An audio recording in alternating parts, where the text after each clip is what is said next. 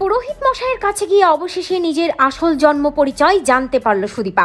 হ্যাঁ বন্ধুরা, আমরা এমনটাই দেখতে পাবো অনুরাগী ছোঁয়া ধারাবাহিকের আগামী পর্বগুলোতে।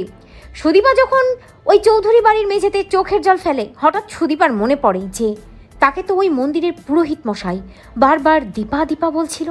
তবে কি এই নামের সাথে তার অতীতের কোনো যোগসূত্র রয়েছে? সুদীপার চোখের জল মোছে উঠে দাঁড়ায় এবং সুদীপা বলতে থাকে, আমাকে ওই মন্দিরে যেতে হবে, এক্ষুনি মন্দিরে যেতে হবে।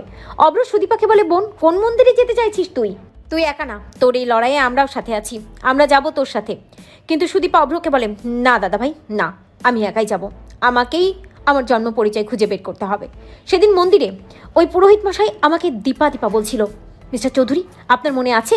আদিত্যকে প্রশ্ন করে সুদীপা। আদিত্য সুদীপাকে বলে, হ্যাঁ তাই তো, ওই পুরোহিত মশাই বারবার আপনাকে দীপা দীপা বলছিল, কিন্তু ওখানকার লোকজন যে বলল পুরোহিত মশাই অনেক বয়স হয়ে গেছে, তো তাই সব কিছু ভুলে গেছে, হয়তো নিজেই উল্টোপাল্টা বলছে।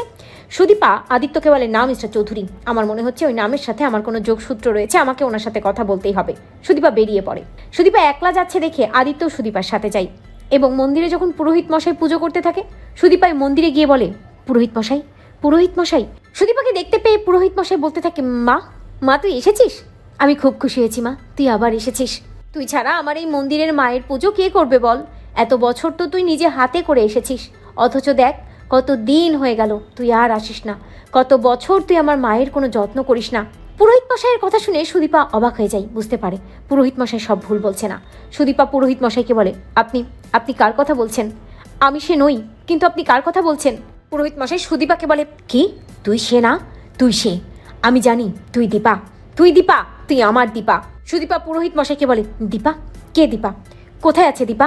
পুরোহিত মশাই বলতে থাকে, শেষ হয়ে গেছে, সব শেষ হয়ে গেছে।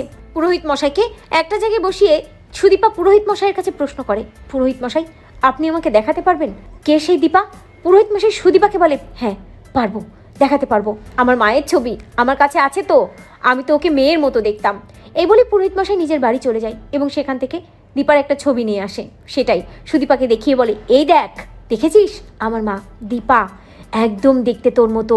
আমি তো জানি তুই দীপা, তুই আবার ফিরে এসেছিস। ছবিটা হাতে নিয়ে চোখের জল ফেলে সুদীপা, ভাবতে থাকে, এ কি, এ তো দেখতে একদম আমার মতো, তার মানে এনার সাথে আমার কোনো যোগসূত্র আছে, ইনি আমার আপন কেউ। তো বন্ধুরা, তোমরা এটা চাও তো এভাবেই যেন পুরোহিত মশাইয়ের থেকে নিজের জন্ম পরিচয় নিজেই জানতে পারে সুদীপা?